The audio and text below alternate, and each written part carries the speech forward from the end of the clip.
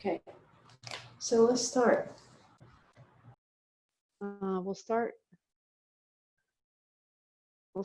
with that 1 Om together, just to connect to the infinite, to all beings everywhere.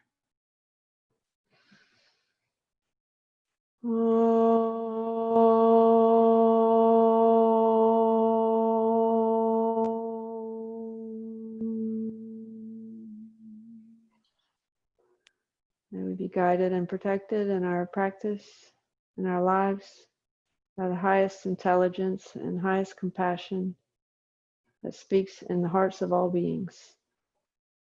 We dedicate this practice and knowledge to in the suffering of all beings, including ourselves.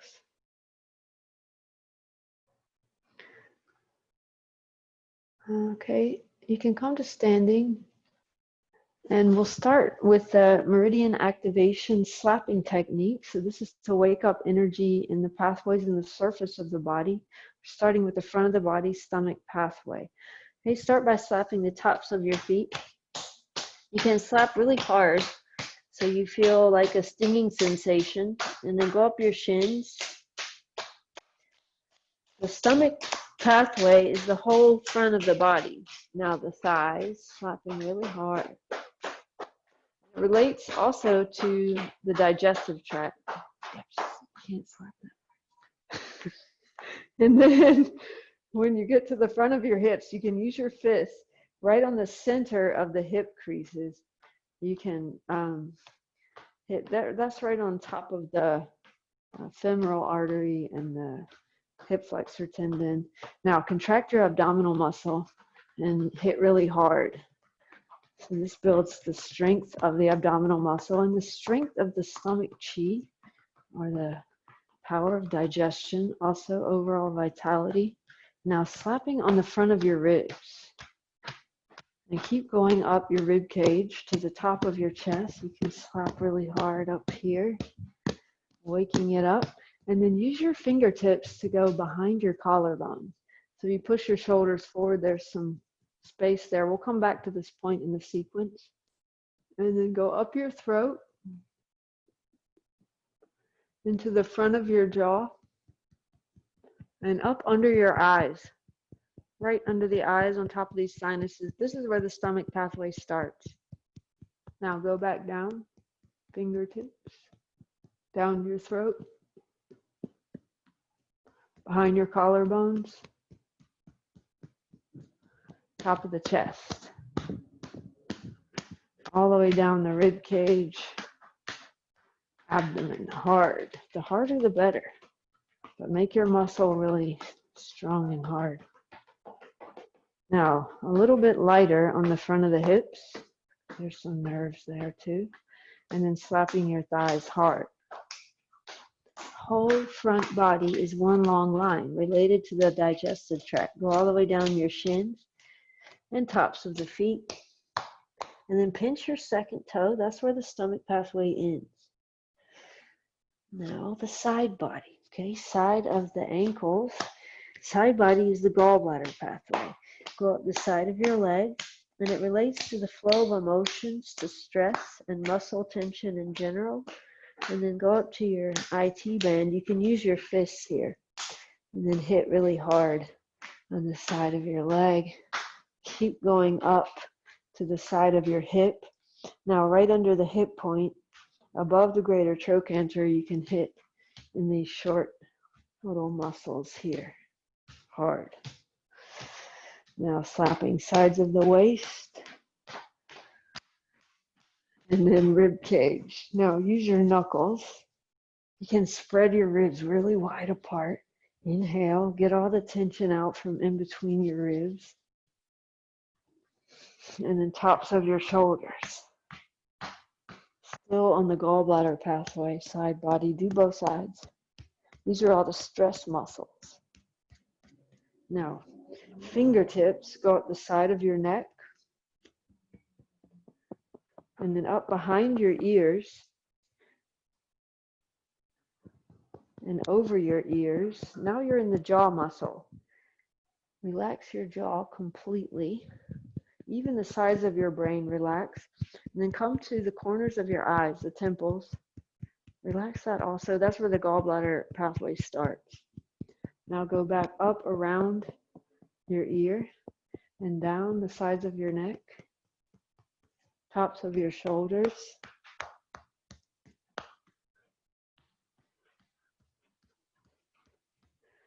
sides of your ribs. Use your knuckles like a washboard. Side of the waist, hips, hard. Continue with your fists. Go all the way down the IT band. This pathway also relates to anger and frustration, impatience. Keep going all the way down your legs to the ankle. And then pinch your fourth toe. That's where the gallbladder pathway ends. Now, last one we'll do on the back. Use your fists, hit your heels. This is the urinary bladder. Rise up the Achilles tendon into the calf muscles. This is the whole back side of the body, relates to the pelvic floor, to fear, nervous system. Very lightly on the back of the knees. A lot of nerves there. And then up the hamstrings. You can hit harder here. And then when you get to the hips, use your fists on the gluteal muscles. Here you can hit really hard also. All over the gluteal muscles. This is the pathway that we're focusing on tonight. And then come along the corners or the edges of the tailbone. This point is really good for the pelvic floor. Balancing the pelvic floor. And then right in the center of the sacrum. So your tailbone, your sacrum, is like this, a triangle at the bottom of the spine. So don't hit on your spine, but below that in the center of the sacrum.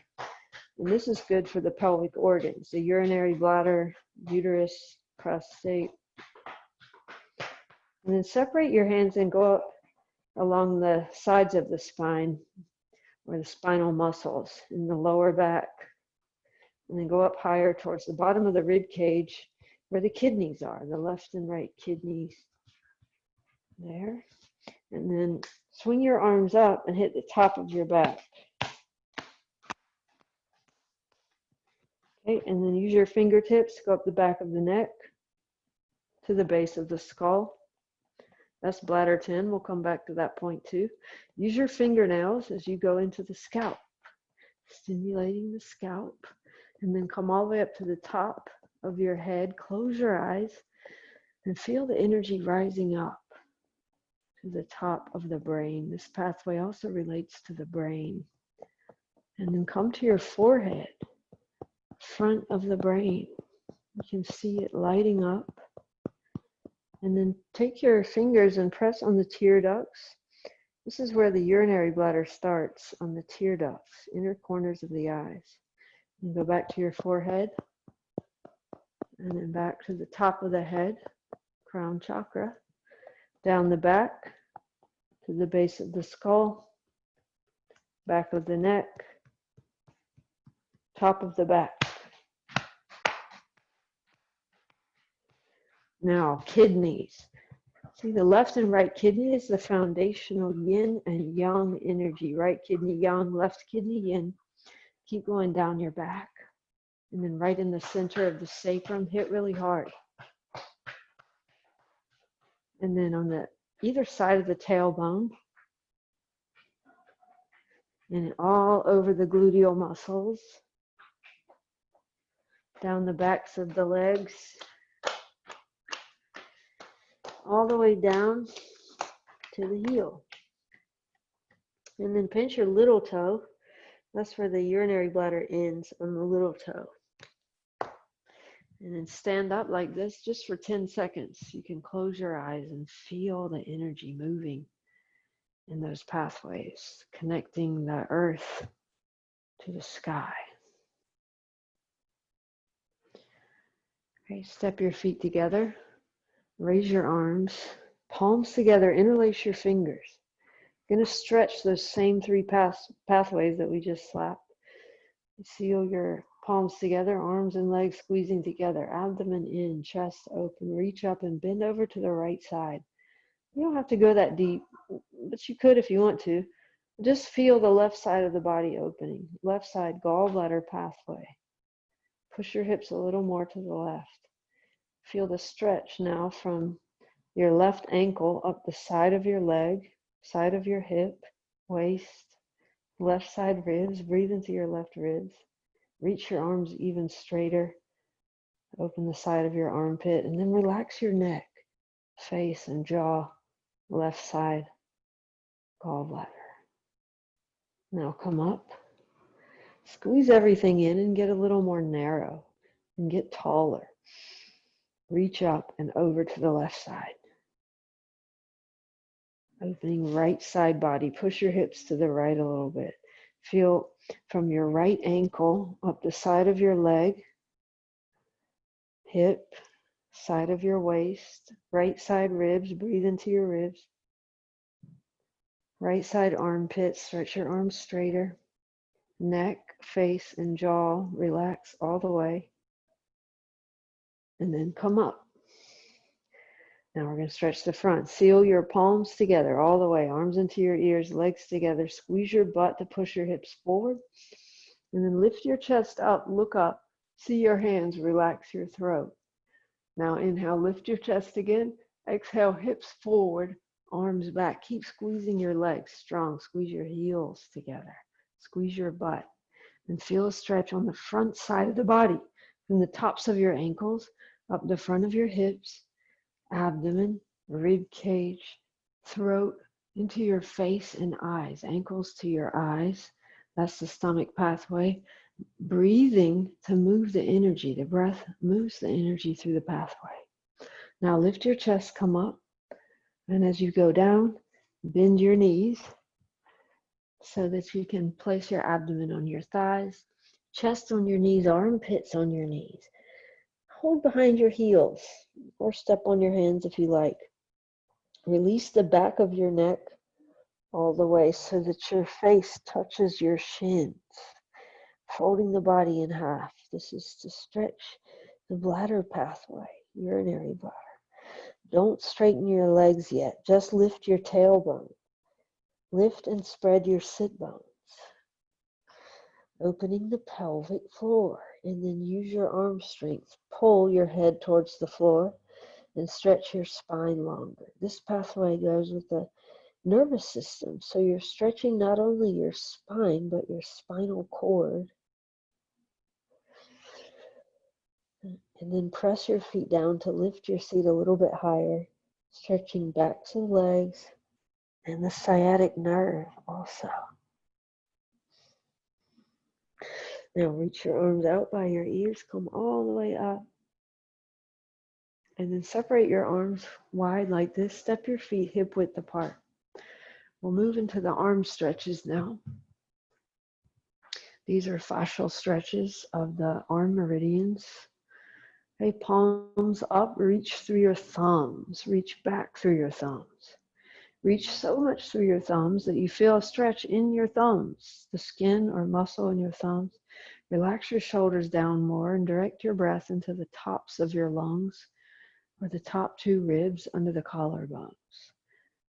This is a lung stretch which goes from the lung itself out through the top of the chest and into the thumbs. Yes, every inhale, expand the top of the lung and intensify the stretch through your thumbs. Lung has to do with sadness and letting go. Now release your left hand down, turn your right palm down and reach your index finger a little to the back corner. Face to the left. Stretch your chin down towards your left shoulder, but don't lean over and don't raise your shoulders. Just reach now from your right index finger across the front of your shoulder, throat, face, to your left nostril. Keep breathing into the top of the lung again. Large intestine is paired with the lung. They both have to do with letting go, purification.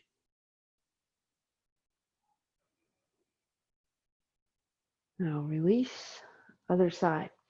Left palm down, index finger points a little to the back corner. Turn your face to the right and stretch your chin down towards your right shoulder. You should feel a line of tension emerging. That's the pathway.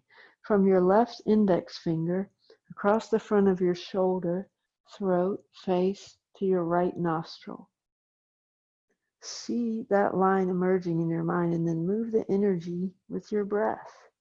The movement of the breath moves not only air, but prana or energy, chi, through the whole body, through the pathways. Now release.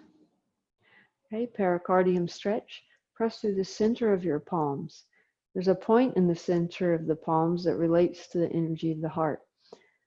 Press out through that point like you're pushing the walls away. And then the more you relax your shoulders down, the wider your chest gets. Feel the widening. But not just your chest, but deep inside. Imagine you can press out from the sides of your heart. And then every inhale, expand all around your heart. Release any tension, any constriction of the heart. Free. As you exhale, feel the diaphragm rise upward inside the rib cage. Feel the heart also move upward inside the rib cage and press wider. Exhale more.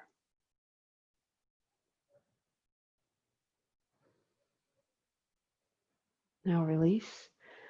Next is the triple heater stretch. Palms face forward, reach your ring fingers towards your heels and use that to pull your shoulder blades down your back, opening the top of your chest. Now keep reaching through ring fingers and bring your chin down to your chest to feel a stretch on the back of your neck. Now bring your chin towards your left armpit, chin down, reach through your right ring finger. You should feel a stretch from your right ring finger up across the top of your right shoulder, side of your neck, into your right ear.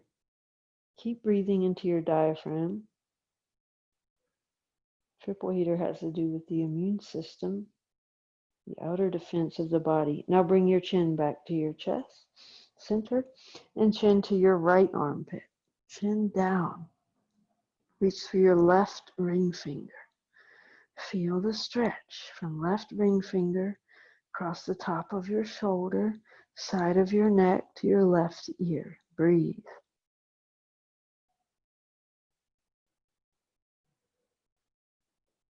And release. Okay, last one for the arms. Reach out through all of your fingers like this. You can almost feel a stretch in each individual finger.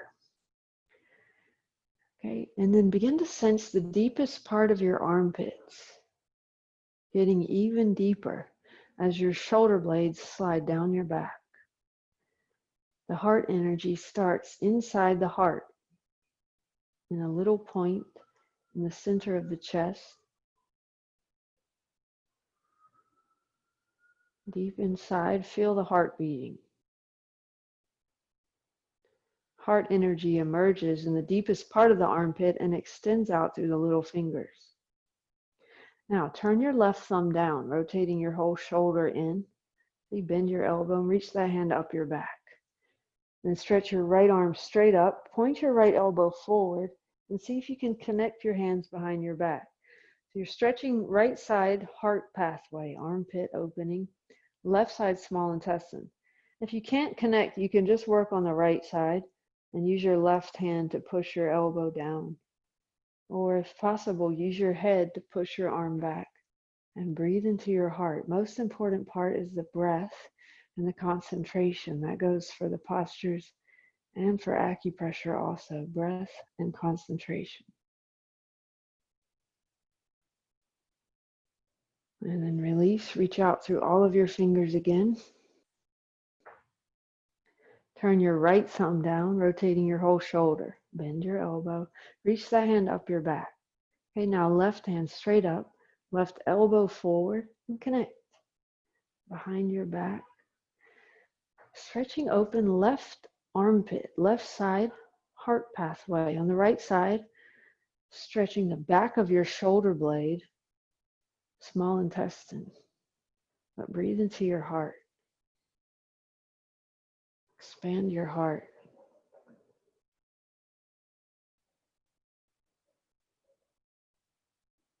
And release. Okay, now stand at the front of your mat, if you have one, and we'll do one sun salutation. With your breath, inhale, reach your arms up, stretch up and back. Exhale, fold forward. Bend your knees a little bit, release your head down. Inhale, lengthen your spine, look forward. Exhale, step or jump back, and lower knees, chest, chin to the floor. Now inhale, Cobra. Push your hips down. Push your chest up and look up. Exhale, downward facing dog. Keep your knees bent. Lift your tailbone high. Lift and spread your sit bones. Spread your fingers and press through your knuckles. Spread your toes. Feel the whole body activated. Relax your neck. And then begin to deepen your breath. On every inhale, fill the body with prana or chi. Same thing. Energy, intelligence, moving through the whole body, not just air in the lungs. Every time you exhale, exhale all the way. Feel the diaphragm relax upward into the rib cage. Feel all the organs relax. The lower abdominal organs, the kidneys, the heart and lungs. Trying to awaken the deeper energy of the unconscious in the organs and allow it to fill the whole body, become conscious, illuminated, releasing any stagnation or tension. Now raise your right leg straight up, reach through your toes, just lengthen right side body, feel the strength, right shoulder, right hip. And then go deeper, feel your right lung expanding to support the right shoulder. Feel the ascending colon on the right side, supporting the right leg and hip. Feel the right kidney, yang energy. Feel the liver and gallbladder in the middle, right side. Now release. Do the other side. Raise your left leg straight back. Reach through your toes. Feel your left shoulder and hip. Feel your left lung expanding to support left shoulder. The heart, also more on the left side there. Feel the descending colon on the left side, support left leg and hip. The left kidney. And the stomach, spleen, and pancreas there on the left side in the middle. Different energies on each side. Release your leg. And then look forward, exhale all the way. Inhale, step or jump forward and fold. And then come up, inhale, stretch up and back. And release your hands down. We'll start with the meridian stretches now, starting with the bladder and kidney pathways, which we're focusing on tonight, and those go with the root chakra. So step your feet hip width apart now, and just fold forward again, regular forward fold. Bend your knees so that your relaxed spine is long, and let your head hang. And then hold the back of your heels like this. I'm going to show you the points up close while you're there. So there's points on the outer heel bone here under the ankle bone, all along the outer heel. You don't even have to know the points. They're all over the place. Just press deeply and feel that connective tissue. And then there's also points on the inner heel, under the inner ankle bone, all along here. This is the kidney pathway. So you can grab and do both at the same time, like this. And these points help open the whole spine and pelvic floor also. As you hang here, we'll trace the pathway, work on those points. This pathway starts on the tear ducts, the inner corners of the eyes.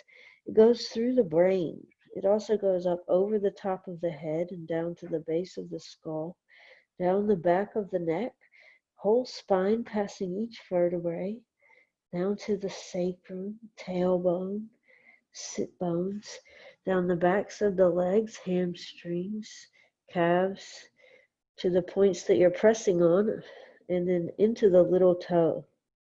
This pathway goes through and affects the pelvic floor, where the energy of fear is said to arise. Also goes through the kidney organs and the bladder organ. And then I'll show you one more point on this pathway, which is at the base of the skull. So Melissa's going to show you how to do it in the posture. You can just take your hands and dig your fingers in between the skull and the top vertebrae like this. Dig your thumbs and then wrap your other fingers around your head. And you can make little circles there or just press. And see if you can notice how by working on that point, it has an effect on the whole pathway, the whole back side of the body. This point, bladder 10, is really good for headaches, especially occipital or headaches at the base of your skull or on your forehead. But it's also good for even lower back pain.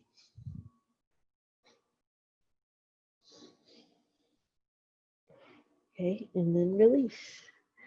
Come up to standing. Another one for the bladder pathway. Stand on your left foot now and pick up your right foot. Just press into the center of the sole of your foot. There's a point here called kidney 1 right in the center of the sole of the foot, and you can dig in really deep and massage quite hard on the foot, especially if you find any tenderness there. This is a really good point to help open the hamstrings and the whole back of the body. It's also grounding and calming to the mind. Now press out and see if you can straighten both legs. Keep pressing into that point. And then open out to the side. Kidney 1, which is the sole of the foot, is where kidney pathway starts. It goes up the inner calf, inner thigh like this, into the pelvic floor through the spine. It goes up the front of the body to right under the collarbones, where we'll work on that point today. Now come back to the front again and raise your leg a little higher, opening the hamstring back of the leg, and then release. Other side. Stand on your right foot and pick up your left and just press into the sole of your foot. This point connects to the earth, draws the water element, which goes with this pathway, up into the kidneys, up to nourish the organs. Water element has to do with, here, extend out through your foot, straighten both legs. Water element has to do with fear, but also with willpower. Now open to the side. And they both, bladder and kidney, go with the root chakra, which is also fear and survival. Open the kidney here. You're also working on the sole of the foot that you're standing on. Kidney 1 there is grounding you to the earth. That point is called gushing spring. And then come back to the front and raise your leg a little bit higher. And then release all the way down. Okay, one more for the kidney pathway. Step your feet wide apart for the spread foot posture and fold forward. You can bend your knees as you come down so that your spine stays long. If you're very flexible, you can straighten your legs and just hang forward. And I'll show you a point that you can use in this posture also. There's a point called kidney 9 here at the bottom of the calf muscle. So if you see the calf muscle like this, right at the bottom of that, you'll find a little tender point usually. And you can reach around the back of your leg and find that point on both sides at the same time. So this point is really good for anxiety and fear.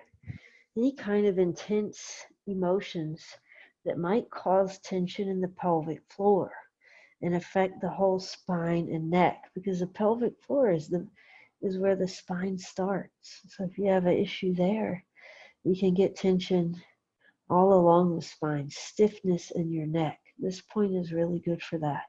See if you can feel, if you press there, some release in the spine.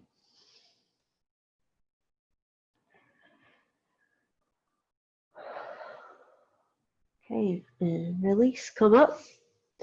Now we'll move into the earth element, stomach and spleen. Come back to the front of your mat. Inhale, reach your arms up, stretch up and back. And exhale, fold forward, all the way down. Inhale, lengthen, look forward. Exhale, step or jump. Lower knees, chest, chin to the floor. Inhale, Cobra, squeeze your back hard, squeeze your butt. Exhale, downward facing dog. Now step your right foot forward. Left knee down on the floor. Find your left big toe and second toe and reach them straight back. And you can come up vertical like this. You can have your hands on your front knee or hands on your hips. Start by activating your back leg. We're opening the left side stomach and spleen pathway. Okay, so as you reach back through your big toe and second toe, you should feel that activating your back leg. You can also squeeze your left butt muscle and then start to lean back. As you lean back, feel like you're lifting your organs up, all of your intestines, your whole digestive tract, lifting up, hips forward, lean your chest back, and then lift your chin and look back with your eyes. If you're flexible, you can reach fingertips to the floor. Keep pushing your chest up now and feel the left side stretch from your second toe up the front of your hip, abdomen, rib cage, throat, into your face, to your left eye, left second toe to your left eye. And keep breathing, lifting your chest, stretching not only the front body, but also the organs, whole digestive tract. And then release. Step back to downward facing dog.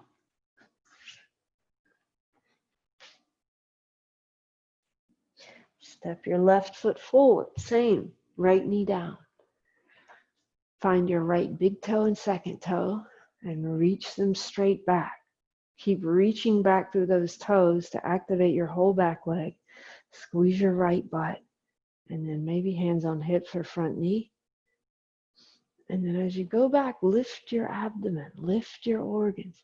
Your whole organs, they weigh a lot sometimes, but they're very slippery and they can slide upward to create more space in your chest and your throat.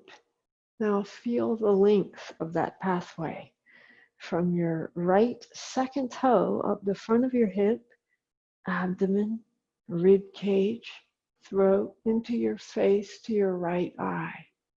Keep breathing. And then release. Step back to downward facing dog. And then come forward and sit on your heels. I'll show you some points in the abdomen. Okay, so the navel is here. Right alongside the navel, you have stomach 25 and spleen 15. It doesn't matter what the name is. But these regulate the intestines, the movement of the digestive tract, which can get all knotted up sometimes. So you're going to take your fists here and then fold forward like Melissa in the child pose. When you go down, your hands are going to disappear into your abdomen. Go ahead if you like. And then keep breathing. You can turn your fists around in circles and massage your organs. And most importantly, keep moving the breath down into the abdomen. You should feel your inhales press against your hands each time, and any tenderness that you find there, try to relax it. We hold so much tension in the abdomen, in the organs. Spleen and stomach pathways, front of the body, have to do with the intellect. Interesting. Have to do with thinking, our thoughts. And worrying is really just repetitive thinking the same thing over and over and over. And that tends to knot up the energy, especially in the intestines. The whole digestive tract gets all knotted up. See if you can clear your mind as you clear the intestines. Just clear any worrying, any thoughts for a few seconds.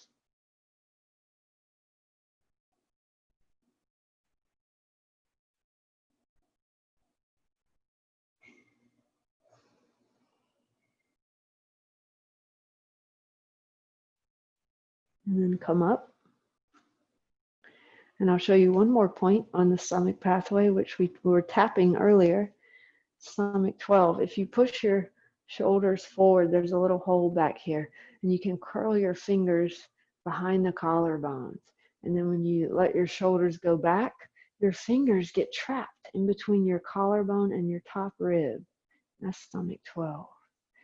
And this is really good to clear the lymph system. It's also nice to open the front of your throat. If you have problems letting your head go back, this is good. Try this. You can bring your chin down to your chest and then stretch your chin straight up. Don't think about letting your head go back. Just stretch your chin away from the point where you're pressing. Do that a few times. Chin down and chin straight up, stretching front of your throat. Maintain that pressure. So sometimes the front of the neck gets tight because of the digestive tract or the stomach pathway. Sometimes has to do with the lungs, but often it's the stomach pathway. Okay, so remember that point, and we'll come back to it. We'll use that in the next posture, which is camel. Okay, we're going to do 2 camels, another one at the end of the sequence. For this one, you don't have to go that deep. We're going to focus on stomach pathway. So come to stand on your knees. And then if you want to go easier, you can just keep your hands on your lower back or turn your toes under to make it easier to reach your heels. Good. And then push your hips forward. Lift your abdomen and chest, chin, look back. Stay like this or reach for your heels. Keep breathing. Push your chest up. Push your hips forward.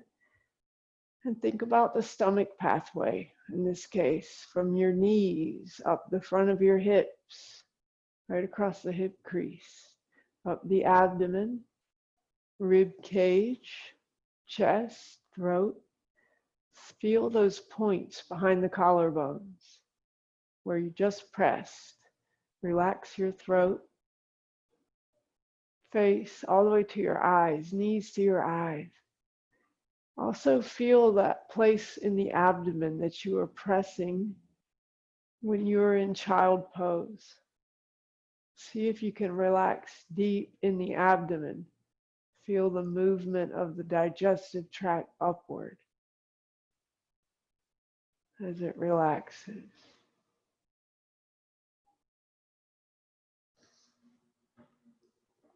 And then bring your hands to your back, come up and sit down on your heels. Just close your eyes and concentrate deep around the navel.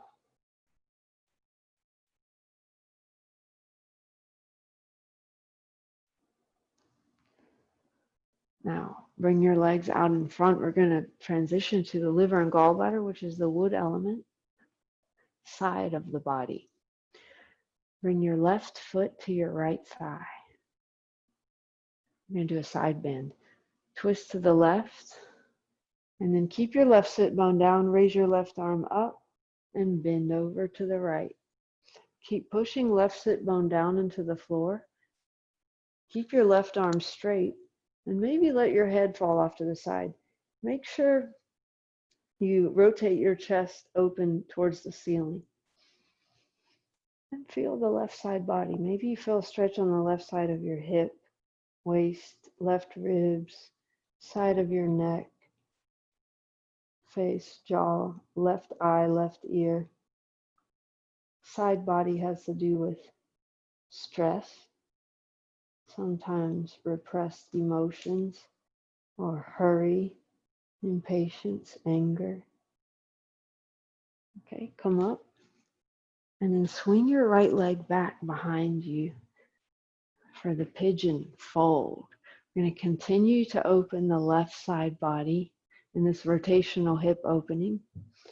So if you're very flexible, pull your foot out further and then go down.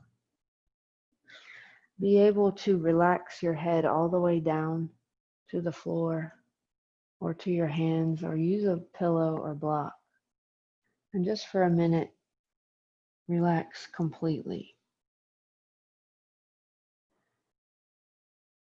Relax the left side of the body from your left eye and ear, completely relax. Jaw, left side of the neck and top of the shoulder, relax. Left side of the rib cage, waist, left side of the hip and thigh, IT band, all the way down your leg, ankle, and into your fourth toe. That's the gallbladder pathway.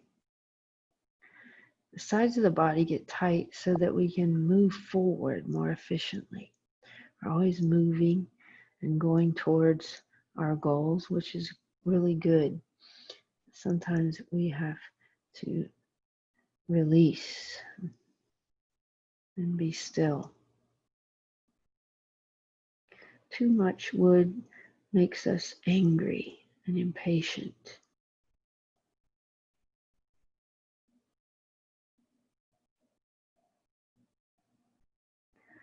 It's one of the most destructive emotions, anger. But wood is also the most creative.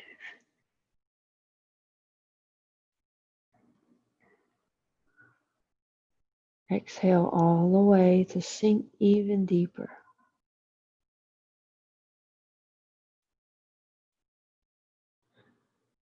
And release. Come up and switch your legs. So this time your left leg is straight and your right foot on your left thigh. Twist a little bit to the right and then right sit bone down. Reach your right arm straight up. Stretch up and lean over to the side. Keep your sit bone down. Let your head fall off. Rotate your chest open. Right side body opening, right gallbladder pathway. Keep breathing into your right ribs. Also exhale all the way here. Side body has to do with the solar plexus, with the diaphragm, and that's where we control the movement of our emotions or the repression of our emotions when they get to be overwhelming. Okay, come up and swing your left leg to the back and go down. Relax all the way down and relax the right side of the body. Starting in your face, the right side of your face, eye, ear, jaw, side of your neck, top of your shoulder, side of your rib cage, waist, right side of your hip, down your IT band, and leg, into your foot, into the fourth toe. The pathways are symmetrical, same on both sides. Even though the organs are not symmetrical, the pathways are symmetrical. And the gallbladder distributes energy. So when we get stressed out or overwhelmed or we have intense emotions, then the sides of the body contain that excess energy in the muscles. And so we get tight,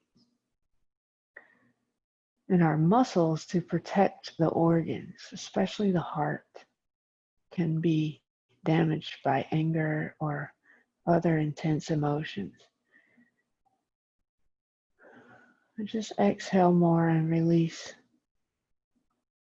any tension, any emotions.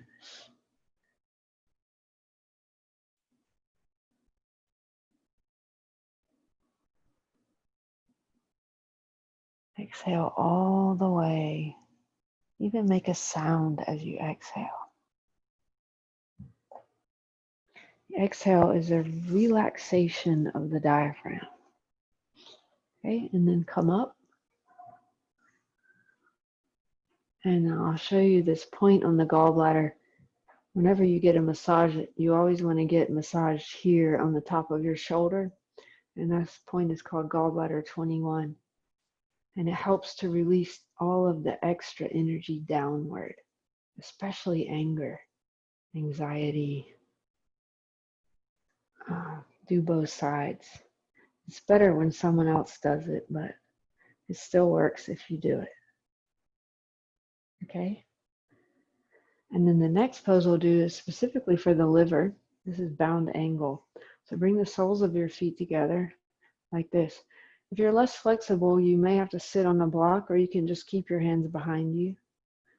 But if possible, hold your feet like this, and then you can work along the liver pathway, which really controls these adductor muscles, the thigh muscles. So the point that you can press on is right here on the top of the foot, in between the big toe and second toe long bones. And this is usually quite tender point. And it helps to open the whole pathway. Also unblocks energy and emotions throughout the body. It's really good for any kind of pain or tension. There, it's also good for the uterus. The liver controls the uterus. The liver pathway goes up along the inner shin bone also. So you can just press along the inner shin bone here. There's some good points there that open the pathway, and good for the uterus also. And this pathway goes up the inner thighs and then continues up the abdomen to the rib cage. Right under the breast, or right under the bra strap, is the last point on the liver, which we'll use in a minute. Right here on the front of the rib cage. We'll come back to that. If you want to fold forward, you can. Still pressing into liver 3. Moving the energy, the chi.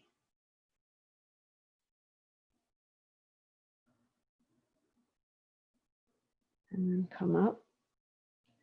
And we're going to keep the feet like this and lay down in reclining bound angle. And then we'll use this point. So make sure you found this point. It's right here in between the ribs. You might feel some little muscle fibers there, which are like where the pec major and the abdominal muscles come together. So remember that point. So when you lay down, you can press there. And just allow gravity to help your thighs to open up. And use your fingers to press on that point. You can press quite firmly. And then as you breathe, as you inhale, breathe right into that point. Expand that part of your rib cage as you inhale. And as you exhale, press a little more, like you're trying to assist the air out on the exhale. This point is really good to release the diaphragm and to release any repressed emotions. When we release emotions, sometimes we cry or laugh even, or sigh. And those are all exhales. They're all ways that the diaphragm releases. And that's really the root of all of our emotional repression and tension. Take another 2 breaths like that, pressing firmly. And then release. Bring your knees to your chest and come up to a seated position. Let's do a spinal twist. So with your right knee up, twist to the right. You can go easy, just hug your knee across or whatever you like. Sit up really tall and look to the right. The twist, affect all of the organs and therefore all of the pathways, especially the sides of the body, and especially the triple heater, which is really the connective tissue of the whole body. It's a strange pathway. There's a lot of connective tissue around all of the organs in the abdomen, in the chest, in the middle of the abdomen, in the lower abdomen and pelvis. All kinds of connective tissue. Very intelligent system that connects all the pieces of the body, all the cells of the body, holds them in place, and carries information. Now release and twist the other way. The triple burner is named triple burner because there's 3 fires, one in the chest, one in the solar plexus, and one in the pelvis. And when we breathe, we move energy through all of those burners and through all of the pathways in the body. So make sure you breathe all the way in and all the way out. Feel the intelligence and energy moving through the whole body.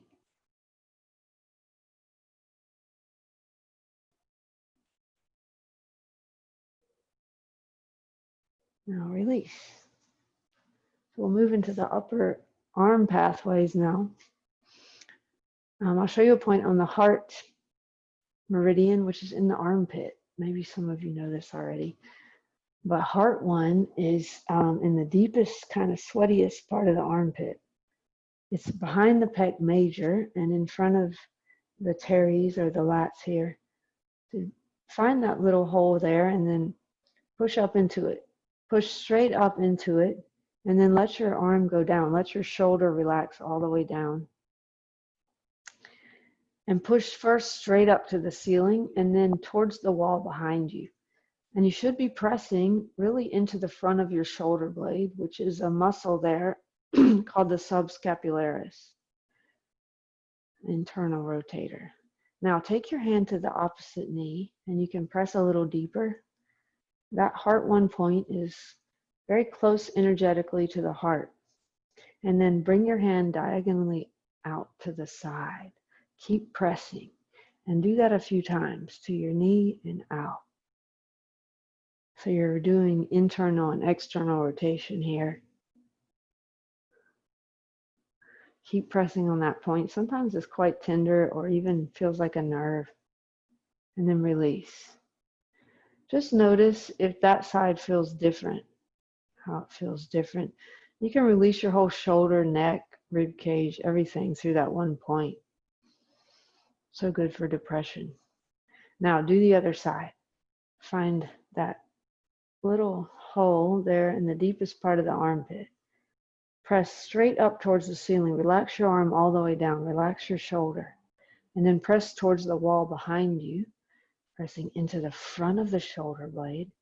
Now take your hand to the opposite knee and then open diagonal. Internal rotation. External rotation stretches that muscle. The muscle you're pressing on is an internal rotator. It's like a heart protector kind of muscle.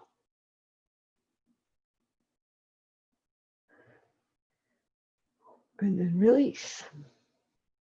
So when that muscle gets tight, it kind of gives you this posture, like a closed heart posture. We're going to do the opposite now, external rotation, but you'll be doing it in locust. So you can come to lay down on your abdomen and reach your arms forward with your palms together like this. And we're going to open the palms up towards the ceiling. So you'll look like Melissa here. In locust, face down with your arms forward. You can put your forehead on the floor and start with your palms together. Keep your little fingers together and rotate. See if you can get the backs of your hands down on the floor. This rotation is coming from your shoulders, or feel it from your shoulders. Feel it on the back of your shoulder blades contracting, and feel an opening on the back of your heart as you reach forward through your little fingers. Try to get your whole back of your hand flat on the floor. Keep reaching through your little fingers. Breathe into the back of your heart. Bring your heels together and then come up into locust. Lift just a little bit. Lift your chest and thighs. Yeah. And then try to keep your little fingers together, palms facing up.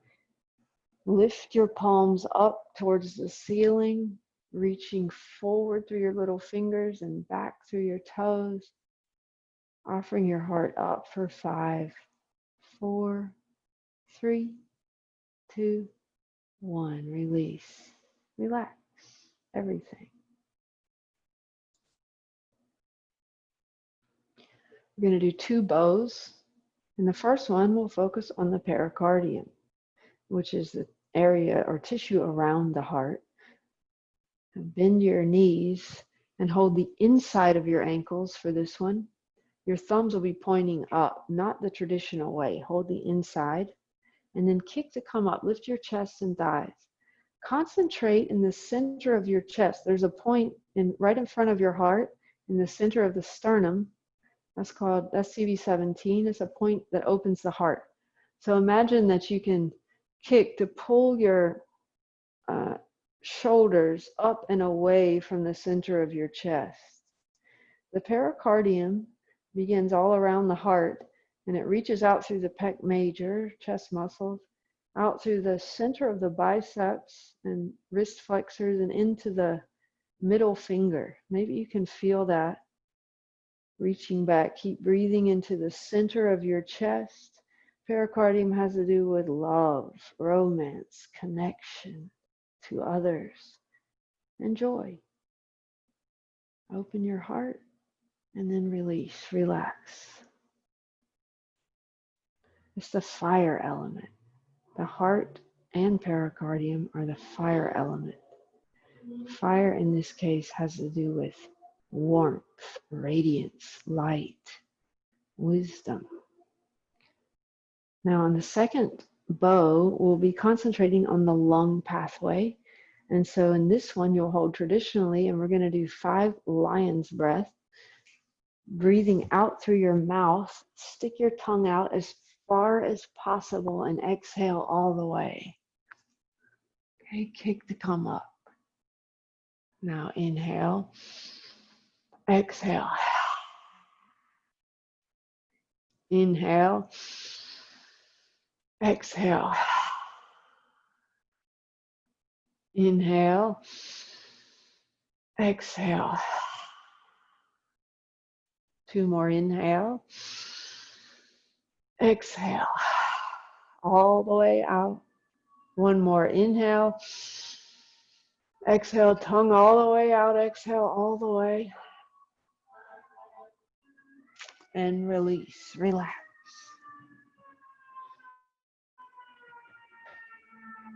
Now press up to sit on your heels 1 more time. And I'll show you the last point is on the lung pathway. Lung controls the throat, which is why we just did the lion's breath. And the lung pathway, the first 2 points are right here in the top of the chest, right under the collarbone. You can find a little hole there, kind of in between or inside the shoulder deltoid. So you want to press deep into that hole until you find a little knot, which might be the front of your shoulder blade or the upper attachment of the pec minor or some other muscles attaching there. Whatever you find in there, just try to relax it. Don't just press, but use your mind and breath to release any tension that you find. Expand your breath into that point and consciously relax each little fiber of tension that you find. More and more and more. Lung has to do with sadness, grief, letting go, and that tends to way down on the chest and close the tops of the lung. This opens it. This point's good for sadness, but also for the shoulder and upper back. Do the other side. Press deep into the hole until you find any tension. So if you can open the tops of your lungs, you can open your throat, open your neck. Try to relax any tension that you find. Direct your breath into that part of the lung.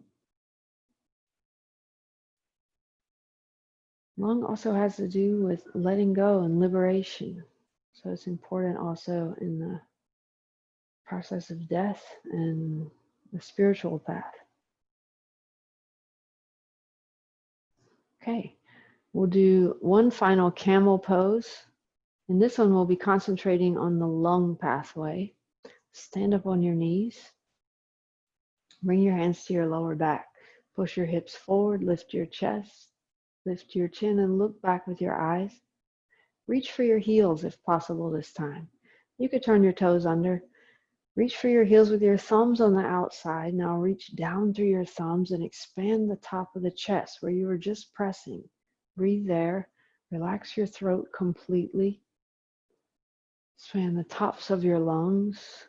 The lung pathway starts the top of the chest and reaches down through the thumbs. Maybe you can feel that now. Maybe you can feel a sense of liberation or letting go as you inhale and exhale.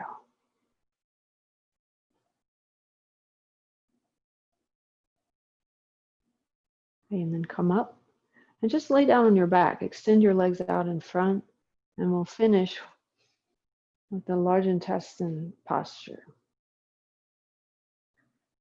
Well, this is called wind relieving. Bring your knees into your chest. Keep your sacrum down and just hug your thighs. Maybe you can wrap your arms all the way around and even grab your elbows. This is called wind relieving because of its effect on the large intestine. So it tends to move only if you breathe down into your abdomen.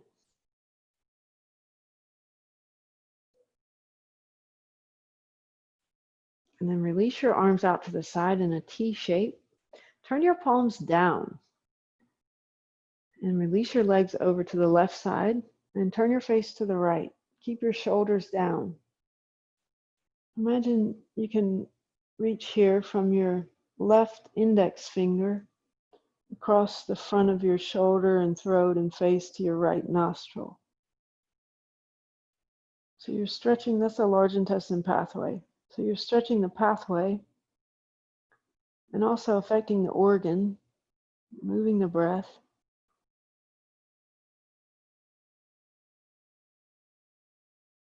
And then come back to the center with your knees and face. Release your knees over to the right. Turn your face to the left. Keep your shoulders down and reach from your right index finger across the front of your shoulder and throat and face to your left nostril. Keep breathing. So you move energy through the pathway, through the organ, all at the same time.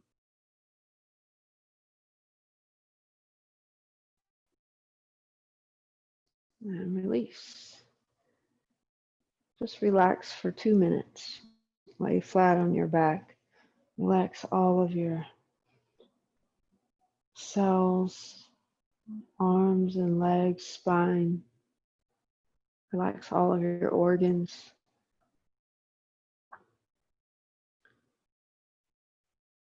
Feel like you're sinking down into the floor. Feel the energy of the earth supporting you, pull of gravity.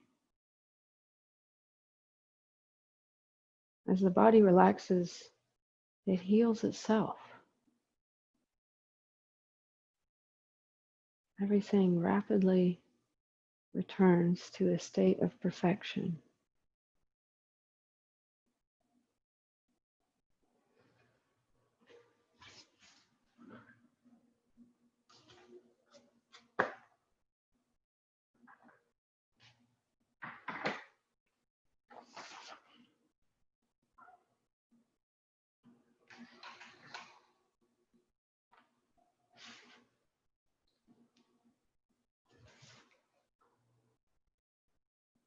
And then gradually you can start to move again and come up to a seated position. The purpose of yoga and all of these postures and even acupressure is to realize the self, is to end suffering and realize our consciousness, pure consciousness, giving rise to all things. It's the same in all beings. We devote our practice to all beings, to end the suffering of all beings, to the awakening of all beings, including ourselves. Om Shanti Shanti Shanti.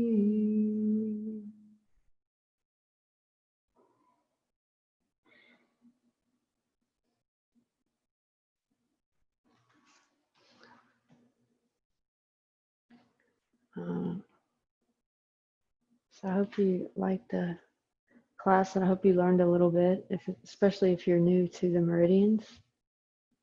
I'm going to turn the microphone off. So we don't have much time. We don't have a lot of time, so I want to go right into the lecture, and I'm going to do a screen share. I could talk for hours about the meridians, but I want to do some acupressure. So, if you have any questions, by the way, you can just talk. Yep, because I have a hard time keeping up with the chat box when I'm doing screen share. It doesn't show. So you can just unmute yourself if you have a question and ask it. Okay. So what are meridians?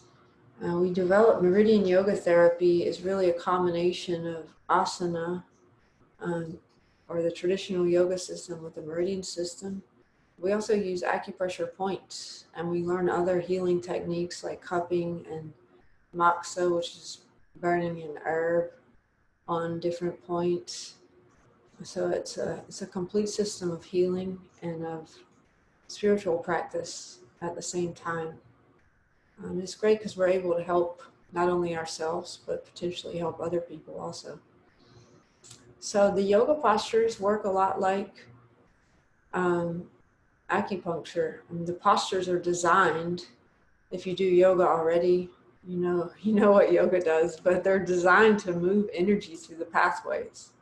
Whether you know the Nadi system or the Chinese meridian system that we talk about, it's basically the same idea. You're moving energy through the whole body, and that something about that has an effect on our emotions and even our consciousness and our spiritual path. That's what yoga says. Here you can see, this is from the book, you can see how the pathways are connecting the organs to the extremities. So that's a really simple concept that can make a big difference in your practice.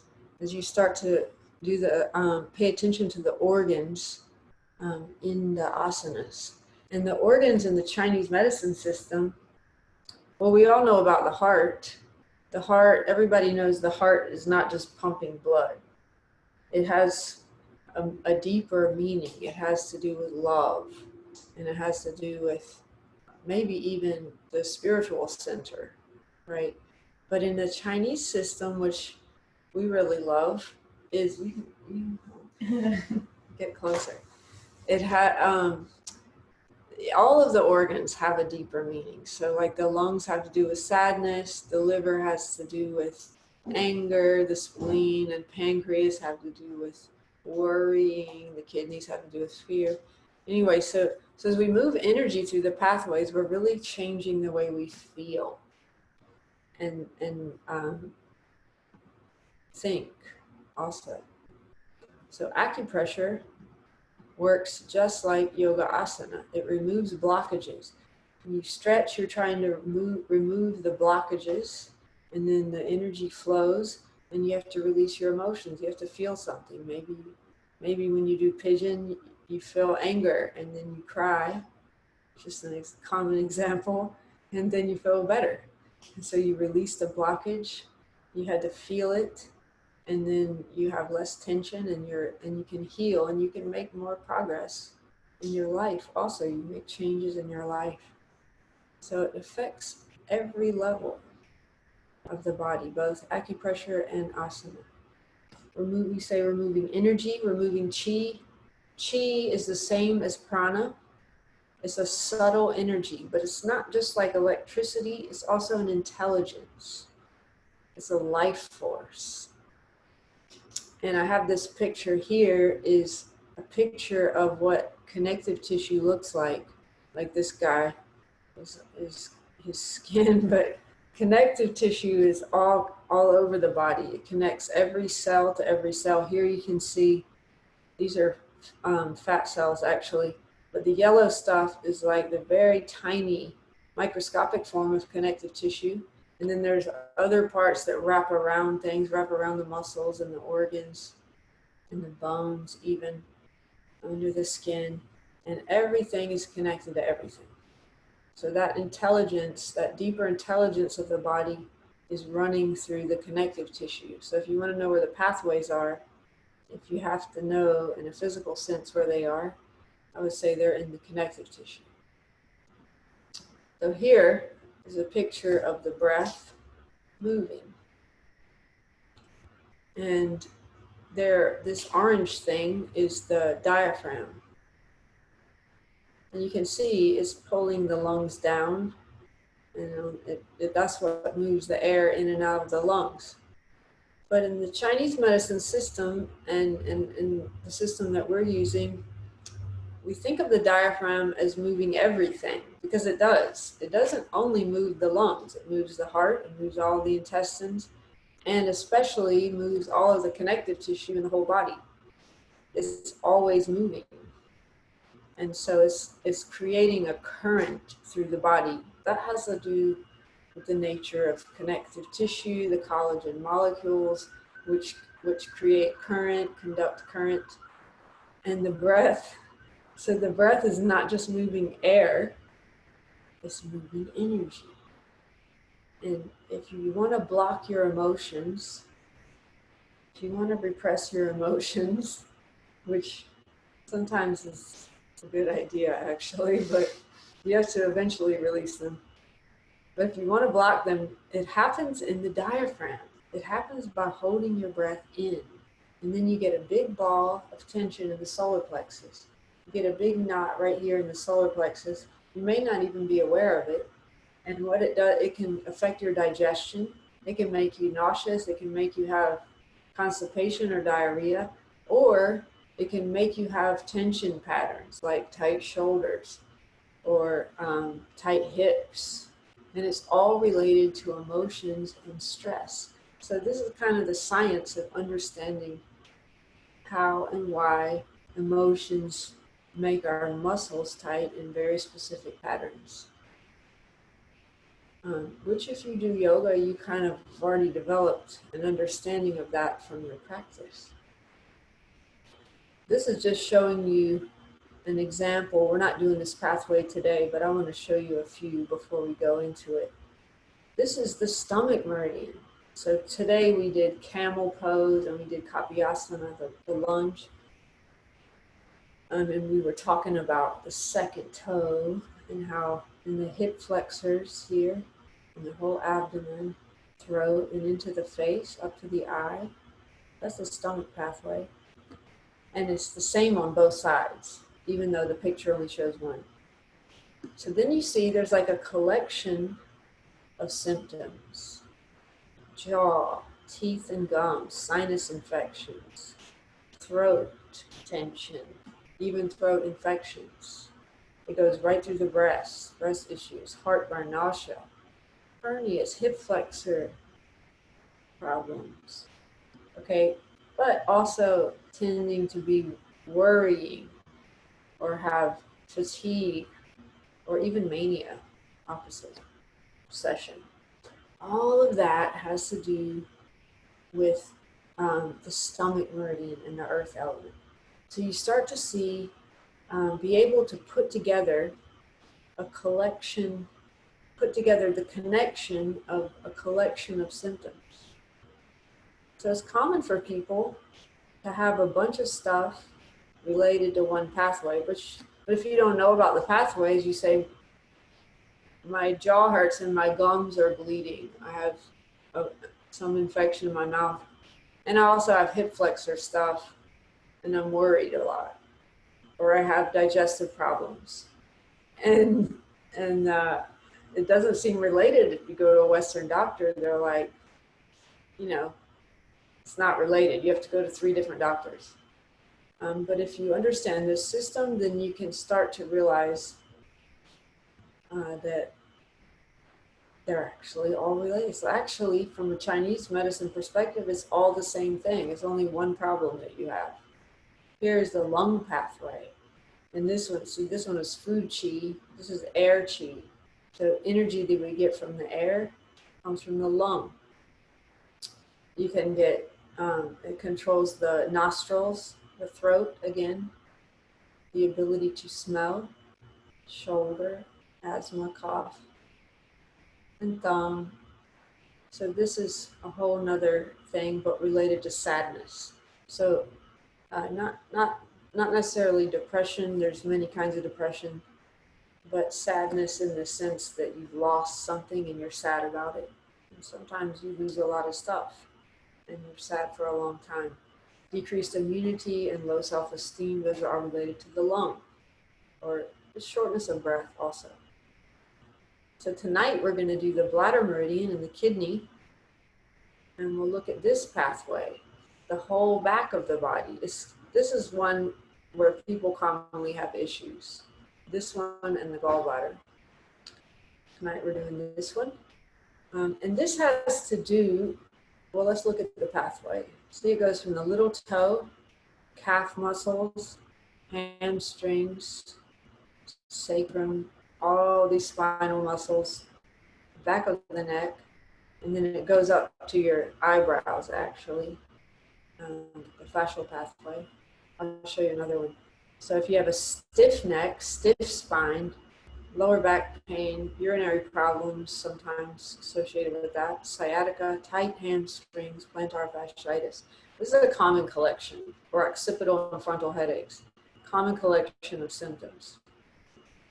This also often happens in people who work too much or are getting old, or who have like 8 children, because it's related to what's called original chi, which is related to Jing or essence, and that's what lives in the kidneys. Original chi, like this is DNA. See the DNA guy? So this is like the energy that you were born with that tends to run out as you get older.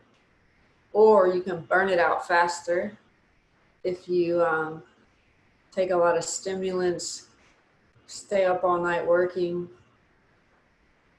or have a lot, ejaculate too many times. Have too many children. There's various ways that you can burn out your original chi, which is similar to adrenal exhaustion, burning out your adrenal glands, which are part of the kidneys, okay? Or fear, somebody that has PTSD, trauma, shock. These are all related, brain, nervous system. These are all related to the bladder pathway. Here's another picture. See, it's the back of the body, and internally it goes through the kidneys and the urinary bladder, so it connects these organs and the brain to the whole back of the body. There's the picture of the nervous system, or the brain, spinal cord, and these peripheral nerves. Kind of similar looking to where the bladder pathway is. What's this? And here you see the myofascial pathway. So each pathway also has a muscle and tendon component. Here you can see the soles of the feet. There's some muscles and fascia, plantar fascia, Achilles tendon, calf muscles, hamstrings. See, it's this picture is from Thomas Meyer's book called Anatomy Trains. So if you don't know about that, you should look it up. It's really interesting. And he did cadaver dissections and sort of reinvented the meridian system based on anatomy, on physical anatomy. And I'm really into that because we're doing yoga. So we're using the muscles and connective tissue a lot. Like, can you imagine a way that you could stretch this whole pathway? What would be a pose where you would stretch that whole pathway? You do yoga. Does anybody know? Down dog. Huh? Down dog. Yeah, down dog would definitely stretch it. Or any forward fold, right? Or even plow. I like plow because it stretches all of this tissue up here and the whole back of the spine and everything. So you can start to see how the postures, but then if you know the points, it's more powerful because you can find where the energy collects. So the acupressure points, here you can see the kidney meridian, and we pressed on kidney 1, that point's a little far forward, but kidney 1 is in the sole of the foot. So that's a point along the whole pathway where you can stretch the pathway, but if you know the points and you press on the points, then it's kind of magic because they figured out these, basically they were yogis who studied the internal world, and they found out points where you can access the energy of the whole pathway. So let's say you have a problem up here or in the spine, you can press on a point down here and it affects the whole pathway. It's really cool. And that's what we're going to look at here. So the kidney is the yin counterpart of the bladder, which makes a lot of sense. Kidney makes urine, bladder stores the urine. But on a deeper level, they both relate to this original chi, or the maybe something like the adrenal glands and the hormones of the body, especially the sex hormones, ovaries, testicles, fertility, the process of aging and puberty and aging, and sort of how long we live, how long we last, and willpower also. That kind of deepest strength that we sometimes have to tap into. Here's where the kidney organs themselves are, in case you don't know. At the bottom of the rib cage, the right kidney is a little bit lower. And on top of the kidneys are the adrenal glands, which are part of this system. Bladder, kidney, adrenals, all relate to the root chakra and the pelvic floor and the back of the body. Any questions about that? It's the foundational energy. So look, this is T12. I don't know if you know anatomy, but these are the lumbar vertebrae, L1, 2, 3, 4, 5. L2 is right here, and this is the point behind the navel. It's in between the kidneys, right and left kidney. And this is called the gate of destiny, L2, in the navel.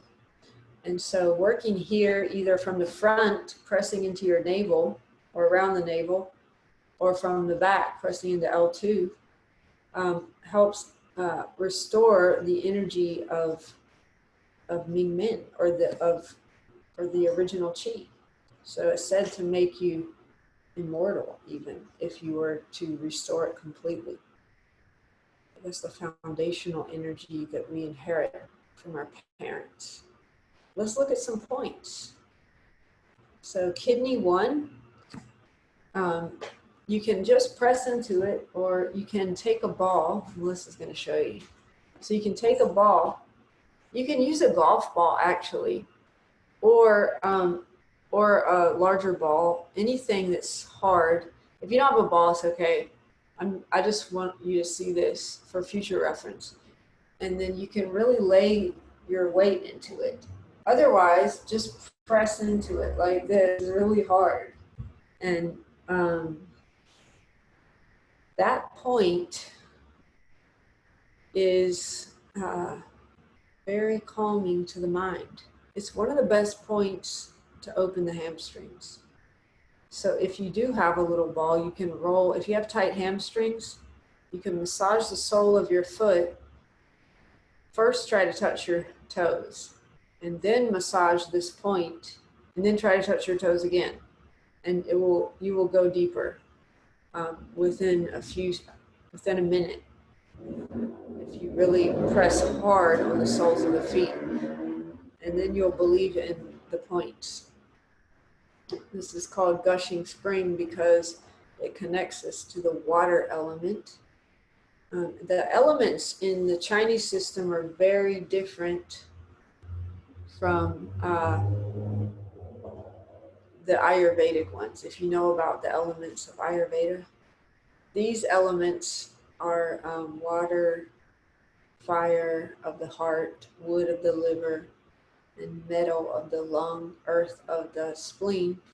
And these are more to do with movements of energy, so they're not solid like the elements in Ayurveda. Kidney 9 we did in class, but I want to show it to you again, so make sure you find it. And there's another point right next to it on the other side.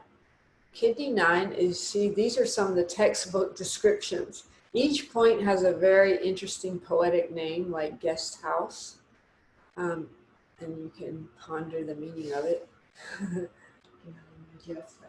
Yeah, maybe we have some ghosts in our mind.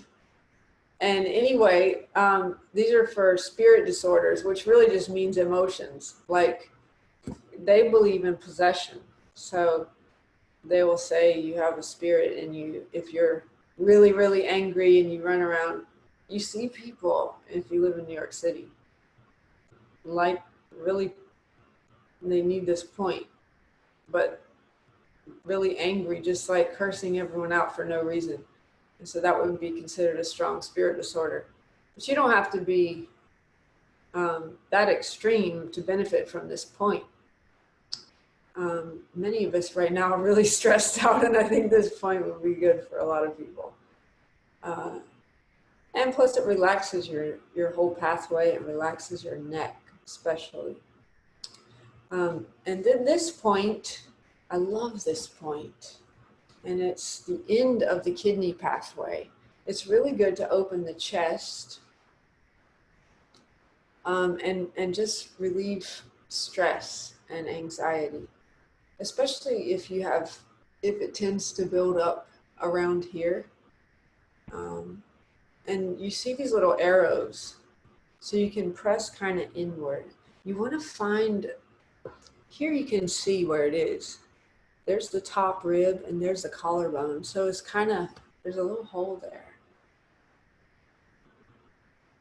And then press. Press and press and press, and then breathe. So every time you press on the points, it takes a minute for something to happen. Just like in a posture, you can't just do a posture and then do the next one, the next one, the next one, and get them done. Then nothing's going to happen. You have to go into it and stay there and breathe. Go deep inside. It helps maybe to close your eyes and really try to relax whatever you feel. And this one really has a strong effect on me.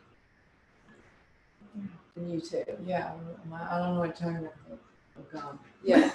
This is a really strong point. This one is called Shu Mansion. Shu is a word, I believe, that means transport,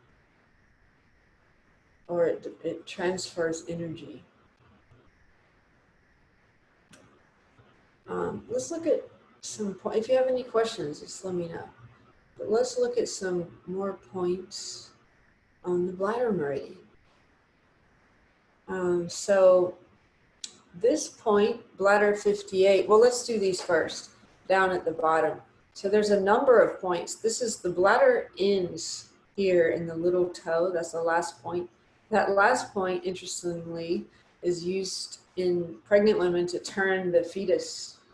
If the fetus is upside down, then they burn this herb on that point, and it supposedly works. I mean, people do it and it works. But you can feel all along, I need your foot. You can feel all along the outer edge of the foot. And you don't even have to know the points. You can just work all along here. And you're pressing into, let's see. Well, if you have two different colored skin there, which some people do, then it's right along the line between the two different colored skin. And then you just press in and you'll find some tender points. I'm using my pointy little index finger. And then wherever you find a tender point, you can stay. Now the technique is you can press and hold, or you can press and hold and make little tiny circles. And depending on your comfort level, you might press really hard. Some people are like children. You don't have to press that hard and it still works. Me, you have to press really hard, and I like it. Another technique that we often use is like a myofascial release, where then you can sort of hook into the skin and then pull it. Your skin's a little too dry down here. I need to moisturize. But I didn't just do that. Okay. and then you can just kind of slide along the skin like that. And I think it feels amazing. But these points help with the back, the spine, and the neck. Actually, the further out you go, the more it's about the neck. And then when you get here under the heel, it's more for like the rest of the spine, the lower spine. Spinal cord too. It's really about the nervous system. Bladder 62, which is a little tiny hole right under the point. So this ankle bone here, the lateral malleolus, and if you go not too far below it, just like literally right under it, there's a hole there. And you can sink deep into that. That point opens one of the deeper, I call them the spiritual vessels. They're also called the extraordinary vessels. So there's 12 regular ones that are named after the organs, and then there's 8 more that are more kind of like the nadis of the yoga system. And we learn those in level 2. Yeah. Later. Yeah. Yeah. And then bladder 60 is on the Achilles tendon. It's in between this ankle bone and the Achilles tendon. There's a little hole there. And you can pinch on either side of it, because on the inside part is a kidney 3 point, and both of those are just excellent to release tension in the spine and neck. You wouldn't think of it, but it works quite well. Now, do both sides if you're doing yourself.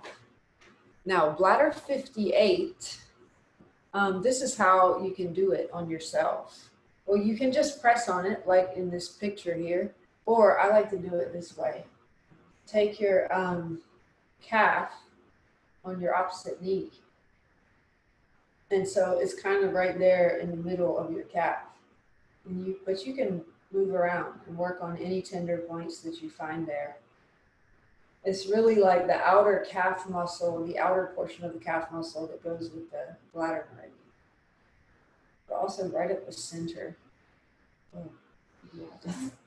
And bladder 58 is a point that we commonly use for lower back pain. So it kind of goes directly to the QL, or the quadratus lumborum, in the lower back. If you have tension in the QL, you probably have tension on bladder 58 also. Check it out. What else do we have? Okay, we're moving on up. There's a lot of good points on the bladder, but we only have so much time. Maybe we should show them one in the hamstring. Oh, I didn't put it in here. We'll come back to it if there's time.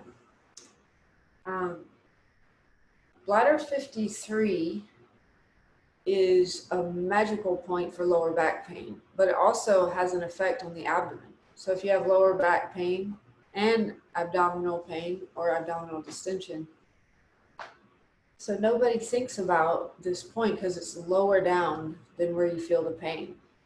If you have a lot of excess energy or blockage in this point, usually you have pain up here in the lower back.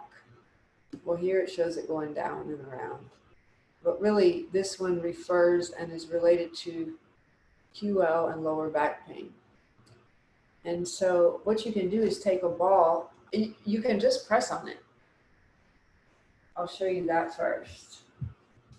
So if you wrap your hands around your hips, here's the crest of the pelvis right here. See? Find the top of your pelvis. And then a couple inches below that is where you're going to press. So you're pressing into this muscle, but it feels like it's above your butt. Your gluteus maximus is down here. This is gluteus medius, and it's way up high. It's above the gluteus maximus. And you might find some very tender points in there. Another way you can do it is on the balls. Even if you only have one ball, you can just lay down. And this point is really on the back of the body, at the top of the pelvis. So then you can just lay there. You might roll a little bit forward and backward. Can you do that? Or side to side. In little circles. And keep trying to relax it. So that's one of the best for lower back pain. So when it comes to the bladder meridian, well, most of the points that we use are either in the feet or below the knees, or they're in the actual spine, which you see here. So this pathway has more points than any other pathway. And partially because it divides in half. So when it runs down the spine, look how many points there are. There's 67 points on this pathway alone. And the numbers are crazy. Forget about the numbers. They're all over the place. But if you look at the physical anatomy, there's different rows of muscle. So it's kind of similar to the spinal muscles. You see there's like a rope of muscle along like longissimus. There's this rope of muscle that runs up the sides of your spine. Where like if you do Bikram yoga or a lot of locust poses, then you're going to get these giant muscles along your spine here, or scorpion or something. And then there's another ridge of muscle a little further out along the rib cage, kind of, you can feel it there. And that's a little stringier muscles. Anyway, there's 2 rows of the bladder pathway also. There's where the kidneys goes through the brain. And the cool thing about these points is that they relate to the organs. So you can use these points to not only relieve tension along the spine, but to affect the organs. And you can find out which organs are affected also. Let's say if you have something going on in the liver, energetically speaking.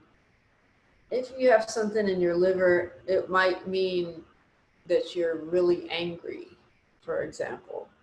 You hate your job, you're angry, you're frustrated, and then you could get a buildup of energy in this point in the liver. That's just an example, okay? Or maybe you're really worried, or you have a poor diet, and then you tend to get energy built up along the spleen point. a little lower down.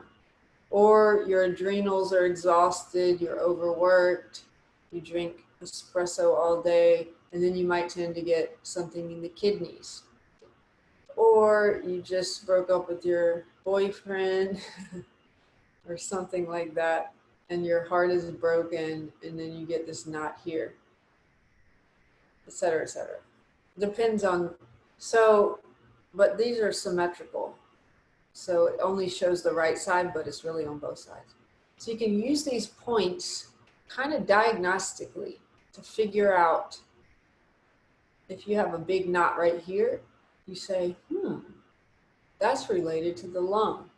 Now I can work on the knot and make it go away, and that's going to help whatever was happening in the lung energetically. This is another diagram that shows the same thing. Lung sadness, pericardium connection. Okay. So what I recommend to do is you need to get these balls. If you don't want to, I mean, you can buy these from her or Tanya. Yeah. And if I hate selling stuff. I mean, I love to sell No stuff. pressure. No pressure. No pressure. But you can also kind of make this. This is just really convenient. But if you have two balls, or I also use this wooden thing that my friend stole from me, but it's like it's like this but wooden, and it's like a torture device. And then you can roll along your spine. If you do the training, then you should get these. But you can also just take two balls and duct tape them around together. Or in the sock. Put them in a sock, tie it up. There you go. And roll along your spine. Would you like to demonstrate? And that you can do it on the wall too. You can lean against the wall. And that way, it's kind of an ab workout. But you can also find out where on yourself you have the most tension. And then look at this chart. I'll send you all this slideshow that we're looking at now. And you can find out, and you can work on it. Can I ask something? Do you use the bowl to go like all the way down through the spine, like, or is there a spot that you shouldn't go? No, you can go all the way down the spine. It's totally safe. You don't want to put a lot of pressure directly on the center of the spine. I mean, it'd probably be okay, but I wouldn't recommend it. But this thing doesn't have anything in the center. So your actual bone goes in the middle, and it just it's gonna feel, it might feel really intense if you have tension, but it's not gonna hurt you. Because it's gonna be, if anything, it's extending your spine, so it won't create any compression. It takes a little strength and coordination to go from your neck to your tailbone, but it's possible. But even if you can't do that, another way to do it, is, here's Heather rolling on it, is you can take a ball in a sock, and then you can work on the top points like this. Most people have some kind of ball. Or you can just take your hands, you can at least get to these lower points with your fingers. And reach around your back like this and just press and find out. It's nice to press into the kidney point, which is right here at L2. Remember, we mentioned L2 already. And that one is really, if you reach around your waist, your thumbs kind of fall right into L2, right into the kidney point. And I like to press on that point and see, usually one side is tighter than the other. Usually you'll go, ooh, the left side, or ooh, the right side. And then you can have an idea of the imbalance. And the left kidney is the foundational yin energy. And the right kidney is the foundational yang energy. And then you just press and hold and breathe into those points. And a little further out in that same area are these points called the spirit points. So if you're working on the kidney points, where you reach around like this around your waist, dig your thumbs into the bladder 23 kidney point. It's basically your spinal muscles. A little further out, which is really like the QL. Do you know where the QL muscle is? QL? No? I have to show you this. Anatomy. I'm going to show you.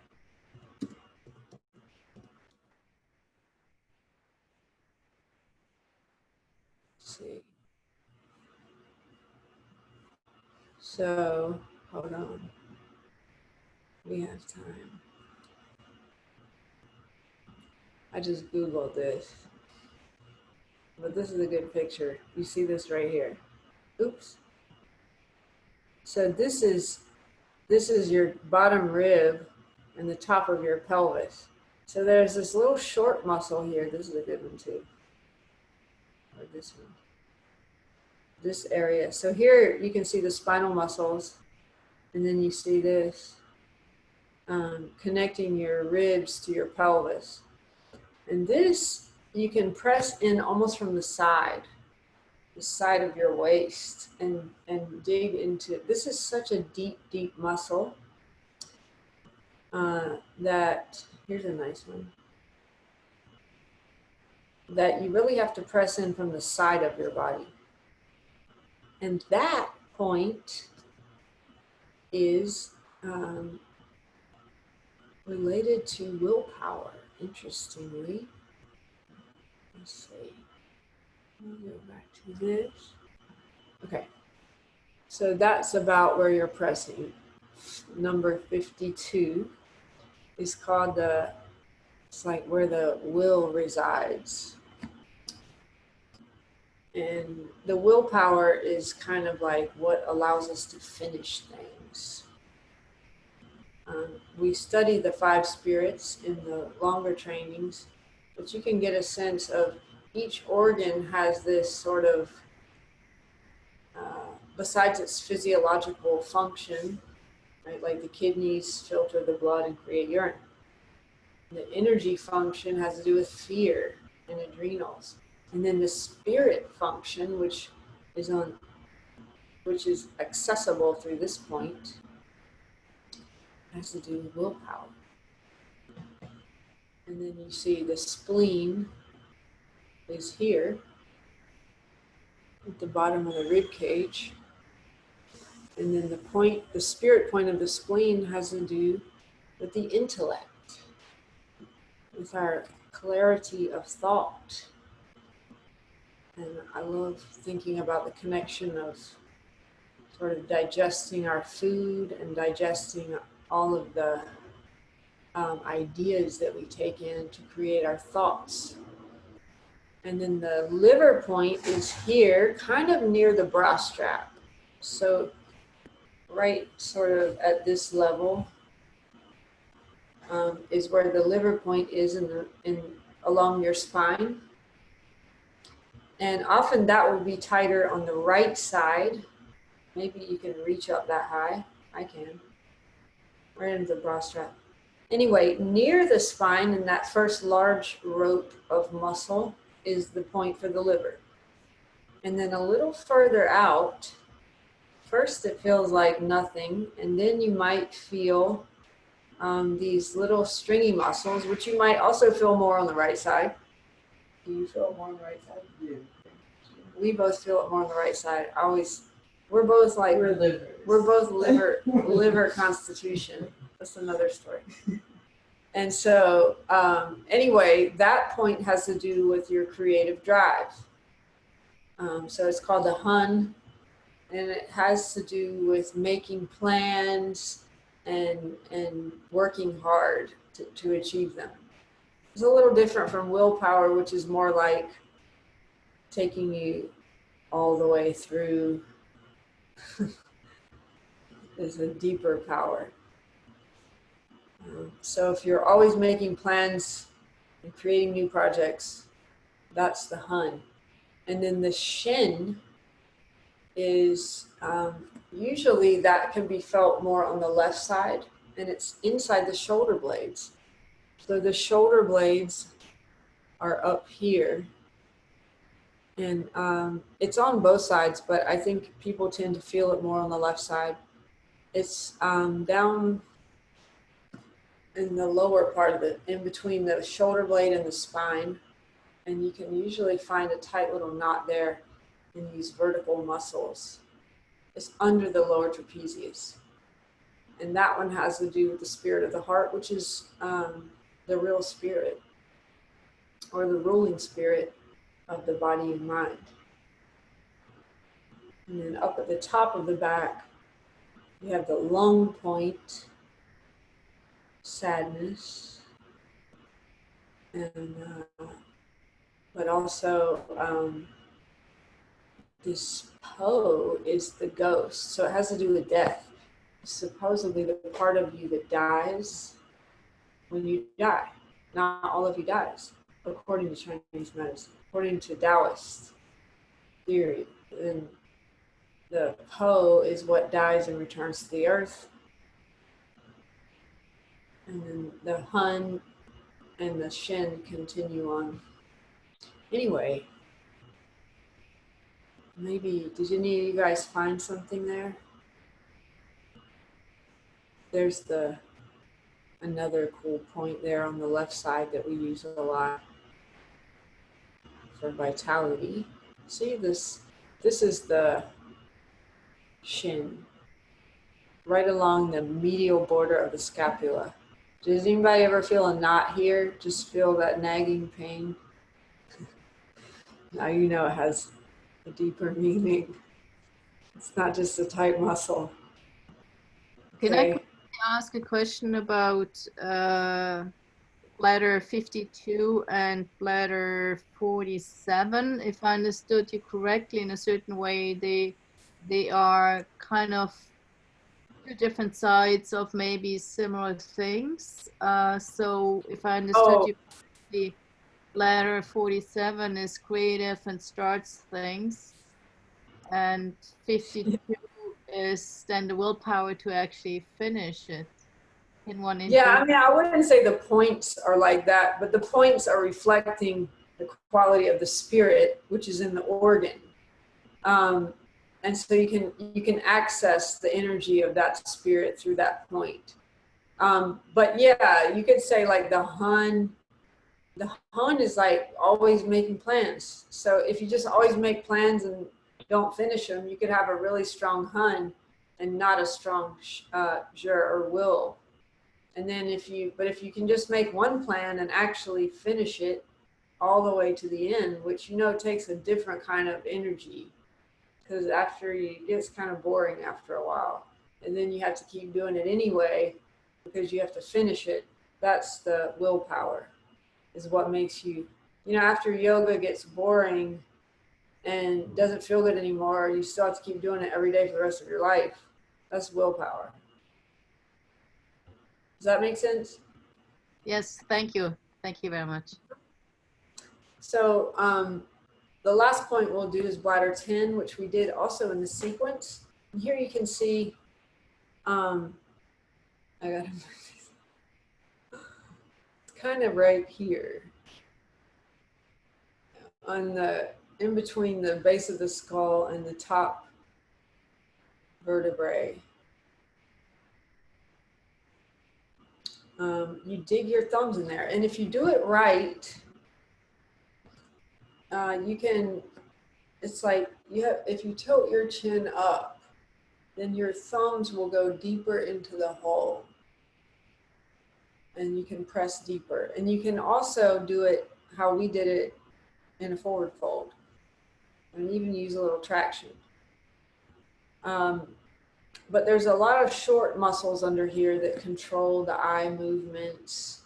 I mean, they don't control your eye movements. They're related to the eye movements, and they help control the fine-tuned movements of your head. And so, but they also affect the whole spine. Did you know, like, depending on where you look, If you look up or down, it affects your whole spine. So if you have tension in your eyes, in your forehead, in the base of your skull, then maybe your whole spine will be tense. And sometimes you can release your whole back from this point. But definitely you can release headaches. It's a good point for headaches. Hey, Aaron, someone typed a question. They asked if there was any relationship between the glute med and the infraspinatus muscles. Probably. They're not on the same pathway, but they're on the same circuit, meaning bladder, which goes through the gluteal muscles vertically, and then infraspinatus is on the small intestine pathway, which is really this upper body version of the bladder. So, yeah, they're the same. It's kind of like they're both the yang portion of the spiritual axis of the body. They both go to the little finger and the little toe, and so they are related. I'm not sure why you asked that, but yes. And they're also analogous, if you know about that, or homologous. I never know the right word. The muscles on the scapula are related to the muscles on the ilium of the pelvis, because they're the same bone. We don't have time to talk about this, but I love talking about this. And this is why I'm so passionate about this work, is that one of the main deficiencies we have is knowledge about the body. And then if you don't know anything about the body, particularly the energy body, because people's main complaint is pain. That's the main reason that people go to the doctor, is just pain. And most of the time, it's not serious. And the doctor's like, take this pill or whatever. Or maybe they say you need a surgery or something, which maybe they do. But a lot of times, pain patterns are just coming from muscle tension, from emotions, from the breath, from the emotions. And they're easy to fix because it's just blockages of energy. And that's why yoga is so effective. With a little acupressure added in, it can help relieve many of the non-serious issues that really plague people. I mean, people really suffer from this stuff. We do. Even us, we suffer from it. And the best treatment for it is information, education, so that you know what it is that you're feeling. You say, oh, my shoulder's killing me. And then you start to feel deeper. Actually, it's my small intestine channel and it's related to the back of my heart. And if I breathe into it and try to feel something, maybe it's related to that relationship. And just a little bit of education can make people access something. Because pain is also teaching us. And what is it going to teach us if we don't look deeper? So this is a system that we can learn to be able to look deeper. And we can learn it for ourselves and we can teach it to other people. So there's the information. Well, that's Heather, but I can add Melissa. Everyone should follow him. Yeah. Today,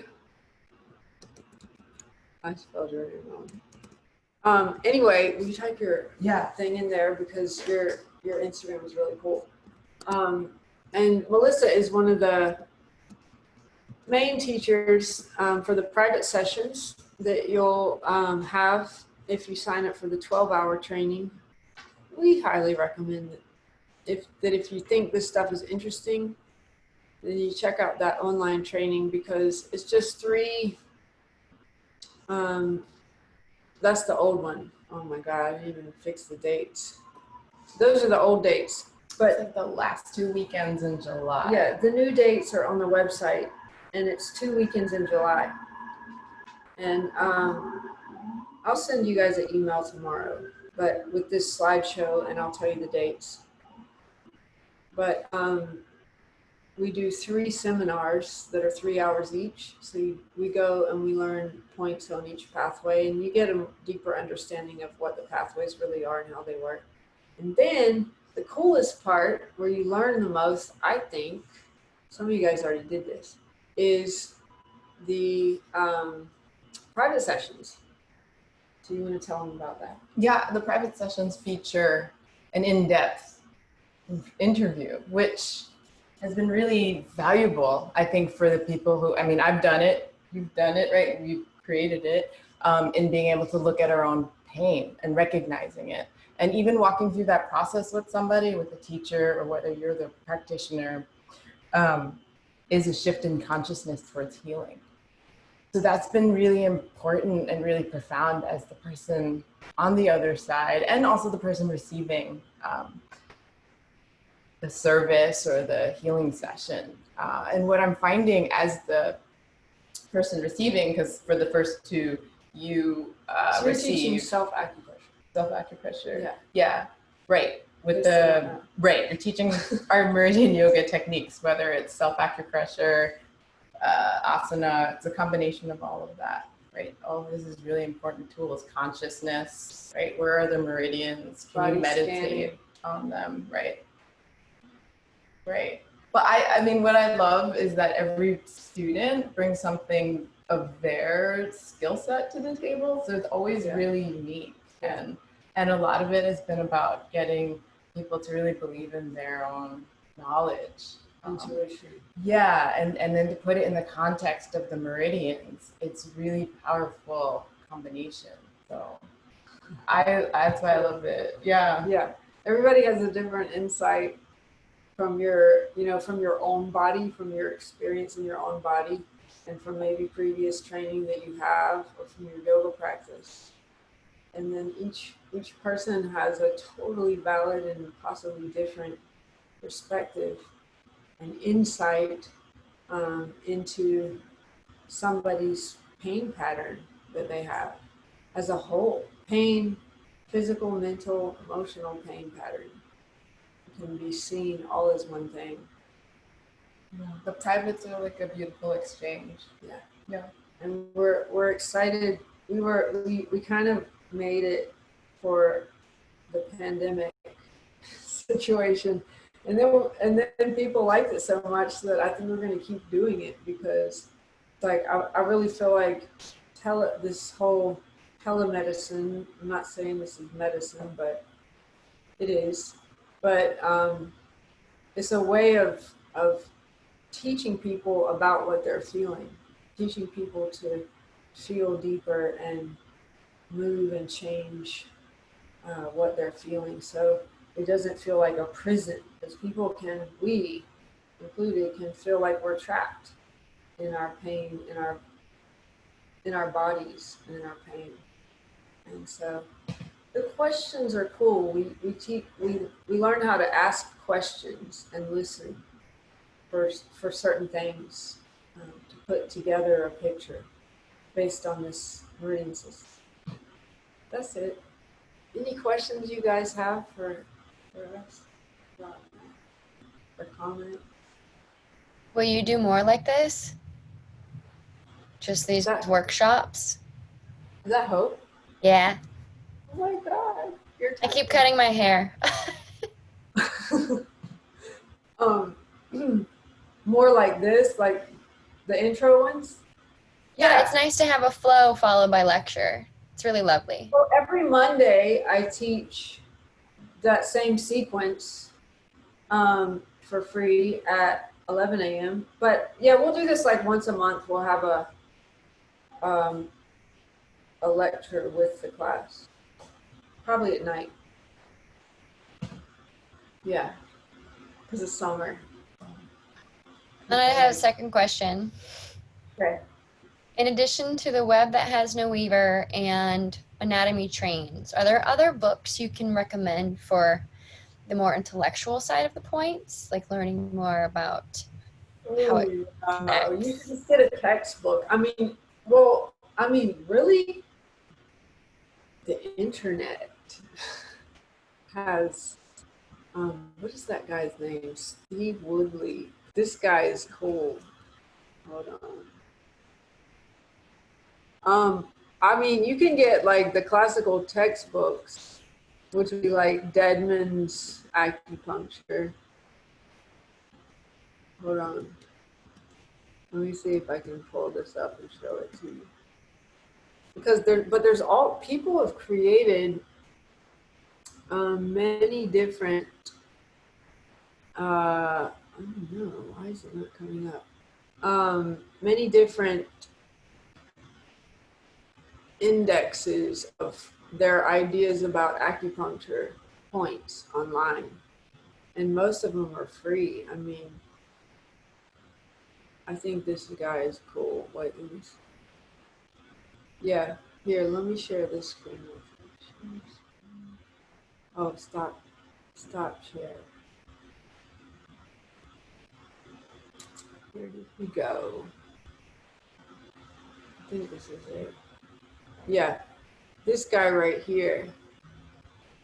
See, steve-woodley.co.uk. I don't know, I like this guy. He has a lot of weird information on his point notes. I like to see, you know, the interesting thing about Chinese medicine is that every master, like master practitioner, completely different from the next one.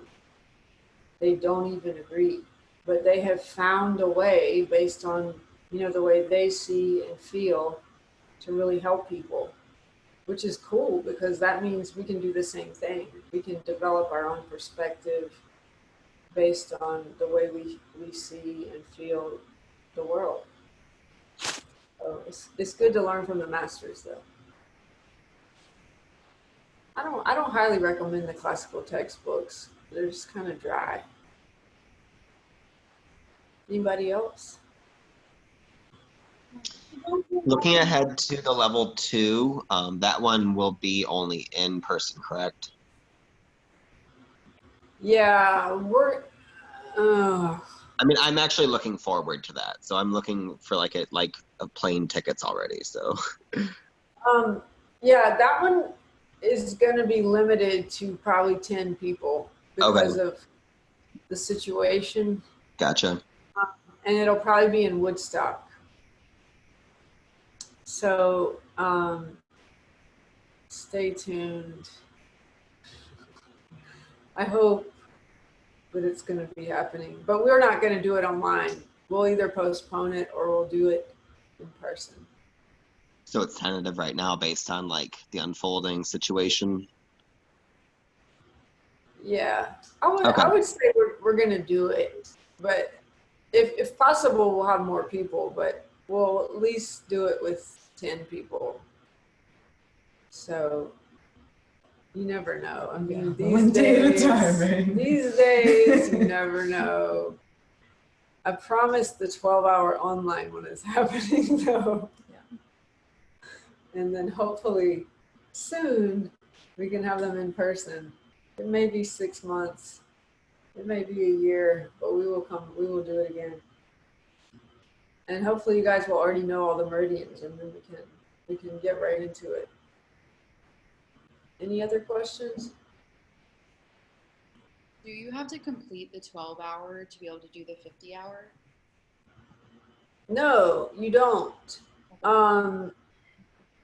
We were just talking about that, but the 50-hour is 40 hours online this year. And then the other 10 hours, you can either do most likely in person, which will be limited to 10 people also, or you can use the 12-hour training plus a few additional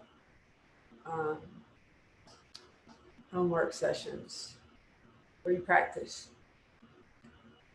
We're going to make that an option, so you'll still get enough practice time. Okay, but you don't have to do the 12-hour in order to do level 1. Okay, thank you. but you have to do 10 more hours of something. We're making various options, one of which is in person. It's on the website. Is that it? Okay. I'm going to stop